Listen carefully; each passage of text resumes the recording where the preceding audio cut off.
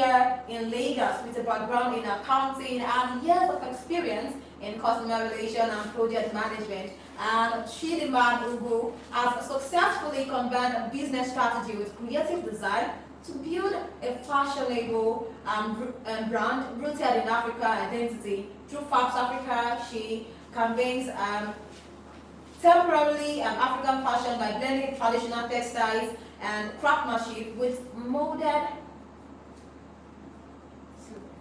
All right. So yes, good morning to you and welcome to the studio this morning. Good morning. So how are you doing? You know it's the weekend and everybody is overjoyed, if I'm permitted to say that. Yeah. I mean, I love what you're wearing. thank you. You're But representing. with the way you're saying it, people that can't see us. Although yes, you're You seeing. can see us. Okay. Thank you so much for that compliment. I mean, I look good yourself. Thank you. Thank you so much. Yeah. Now, so let's dive right into the reason why we're here today. Fabs Africa was built around modern African fashion, yes? Yes. What inspired you to create a brand that celebrates African identity through contemporary clothing? Okay. Thank you for having me. You're I like welcome. how lively and excited you are. So I would say that I've always loved stripping ourselves of, certain things that are not part of who we are. I know I'm sounding like an old person. Not really, not really. But it's interesting to see who you can become if actually you come back to yourself and Okay. you are not afraid to show yourself as you are. That now I'm not saying that you shouldn't borrow certain things, but originality, our identity is something that I've always valued. But I haven't seen it in the light that I currently see it. I started seeing it differently when I started exploring fashion and how I can actually use that to express myself in a crazy way. So Okay. yeah, I would say that is partly what inspired me. you. But what prompted me to start is a bit political. Okay. So I work in projects. I won't say I worked. I still work in project management, and I've had the opportunity of working globally for entities and stuff. And I've seen how global political decisions can suddenly disrupt people's lives, like change the common person's life. Yes. So I started thinking, more towards ownership. The space is great, I love it. But how do I, instead of relying on opportunities, instead of waiting on opportunities, how do I start creating opportunities for not just myself, but for other people, around me, and thinking about my background and everything. There are people that need this opportunity. Yeah, so I would say that is actually what prompted me. That is not the only reason that I started this, but Yes. that is what made me think that okay, the time is now.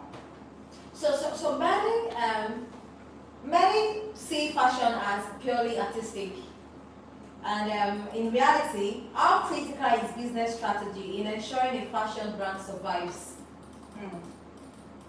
It is artistic, yes. Fashion is art. The creative side is like the foundation of it, right? Without creativity, if you're not creative, people are not going to buy into what it is you're trying to put out there, right? But the business strategy side is what is going to keep whatever it is that you think you're building. And I think my background has played a very big role in that, because I've had the opportunity to work with people not just in Nigeria but in other places. So I got to understand, a little bit of different entities, different areas, and the business side of them, how the global marketplace works, the fact that, okay, I am doing fashion currently, Yes. right? But it is not just fashion. There's a technical side of fashion. There's a project management side of fashion. In fact, launching a collection is project management. So when I am launching a collection, I am not thinking about just the beautiful pieces that I am going to be putting out. I'm thinking about what sort of art campaign can will help this design sell? what type of people do I need on my team for this particular project. So I'm thinking about processes, I'm thinking about people, I'm thinking about the tech side of it, the data side of it. So yeah, you cannot make it in this industry if you are just creative. Nigerians are very creative. Honestly there speaking. are so many creatives in Nigeria, but the thing is that not everyone see how they can bring in tech into fashion, or bring in like other things that you know from say places you've worked. Not everyone know how they can relate it to what it is that they're building. So yeah, business strategy is. So now let me take you back. You actually made mention that you have a background and you still work Yes. in project management. Yes. So how does that play a role in your fashion well-being? Yeah, it's still what I'm talking about when it comes to managing people, the processes. It's all works together. So bringing something to life, it is not just that I thought of something and then I created it and then I put it out and then it's a success, right? So there's a lot of process that goes into it from when it was, from when that concept was initiated till we deliver it, right? Yes. So there's a lot of project management thing that goes into it. So yeah, it's I wouldn't say that one part is more important than the other. I think they are all just working together hand in hand. So, Okay. So African prints are gaining global popularity. What concrete steps should Nigerian brands take to position themselves as leaders in these growing international markets? I mean, when it comes to, okay, African prints are gaining global popularity.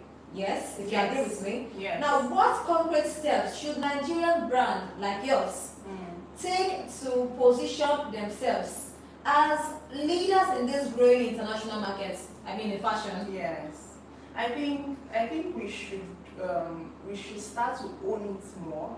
We are doing that already, obviously, but we should start seeing how valuable it is. I know that we are seeing that there's a demand for it, a high demand for it, but I don't think all of us understand how valuable it is. Some of us feel it is not bad, but it is important to see that African, I would not say prints, they are beyond prints. Okay. African textiles, they are not things you wear to specific cultural locations, or when there is a traditional thing, you're wearing this to work on a Friday and you look amazing. There are other ways to, incorporate it into, it belongs in the everyday life. So it is not just for church or for a wedding. So when you see what we create, you see that there are things that you can style in so many ways. You can wear it to work, and it will still fit into the corporate place, and you can wear it to, it just depends on how you see it, and how you can carry it. So I think we should start telling our stories. We shouldn't let people tell it first. Tell you first. Now, still on that, so how do we distinguish authentic African fashion from global trends? Yeah, like from the foreigners trying to get inspired by us and stuff. I don't think we can stop that from happening. Okay. I don't think that's something we can stop from happening. The fact that they are getting inspired by us means we are doing something right. Yes. So it is then left for us to, amplify it better, right? We should carry it with pride. They cannot, you cannot really create something that you do not understand and it will have the same impact as if an African is creating what she understands, right? So I don't want to call specific countries, but when they create these things and you end up buying them and receive them, you will see that that touch of Africanness is not there, right? There are stories behind the things that these fabrics that we wear and all of that. Like last week, I think I was supposed to be here, but I traveled for fabric sourcing. I went to Abia State, and I got to speak to the women who weave akwete, and they told me a lot about how this fabric is woven, the fact that this Yes. is something passed down from generations. This is something that they do not allow their men to weave. Now, other countries do not understand these things. They do not understand why these women started weaving these fabrics. Why? What does it mean? What does specific patterns? There's a pattern they call something, Wow. Gorondioma or something, Iberendioma. Oh. So there is a reason why that is Iberendioma. Okay. There are so many stories around it. So you cannot copy what you do not understand. So let's digress a little. Now, with what you're wearing, that's to say what you made, because obviously you made this yourself. Now, there is a story behind the weaving. Yes, they always have a story behind their patterns. And if, when you see a pete, you always have this triangular designs and all of that. So there are stories behind the print, including the one that you're wearing. There are stories behind them. And it's actually mind-blowing. It's exciting to start exploring, those things. Because these are things that our generation are not. I won't say we're not excited to explore it. I will just say that we do not know, right? We do not know. And I like that some of us are coming back, to it and embracing it.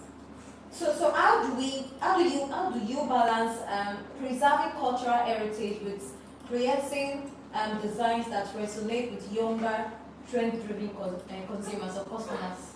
Gen Zs and Gen Alphas. Yes. So I think these things they do not have to compete. Okay. They can exist, side by side. We can create, we can still honor where we are coming from. We can appreciate the work that our ancestors have done. Yes. And we can still evolve with it, right? Our lifestyle currently is different from the one that they lived, right? Yes. So it is left for us, the creatives, to create things that fit into the younger people's lifestyle, right? Okay. I can create a piece that a Gen Z can wear to a club, right? And they won't feel out of place. They won't feel like, oh, this is not who I am. The whole point of it is trying to return back to ourselves, to return back to who we are, our identity, right? That is the whole point. That's the whole point. So quality is often a big point in Nigerian fashion. Yes. Now, what standards must entrepreneurs prioritize to build lasting trust and loyalty among the buyers? It is not that. I think we have our pieces are not. The quality is great. I won't say that Yeah, it's not a great, problem. okay. No, I don't think so. We are doing very well, and that is why you see that sometimes African pieces can be expensive because a lot of work goes into these things. Working with local artisans. Yes. Some even go as far as weaving the fabric from scratch. So I won't call that. I won't say quality is a problem there. The thing there is just that because of the challenges we have as Africa, let me even narrow it down to as Nigerians, there are so many challenges around power, there are just so many issues, right? Yes. So these are the things that don't make it look like the quality is bad. It's not the quality per se. There could be maybe something happened, maybe there was no electricity and someone had to rush in and steam a fabric or something, but that doesn't mean that the quality is bad. So what I would say as a founder is that you have to make your team understand that whatever it is that is leaving this place, if you are the one paying, let's say, 150,000 naira for this piece, will you be proud to receive this? It is not that our quality is bad. I don't think our quality. We are doing our best. Okay. Now, if I'm to quote you, you said we have creatives, we have artists in Nigeria, and with Nigerian fashion industry being so crowded. Now, what practical strategies can emerging brands use to stand out without losing their identity? That's the same identity. That's where it comes in, right? You have to I won't say shun the world, I will say you have to stay true to yourself. It is tricky because we have access to too much information. Like there's constantly something in front of us. There's constantly a trend. There is always something to follow. But I think going back to thinking about the brand I am building, if I want it to last, there has to be something that brand represents. Right? Yes. What does my brand represent? I want people to see South Africa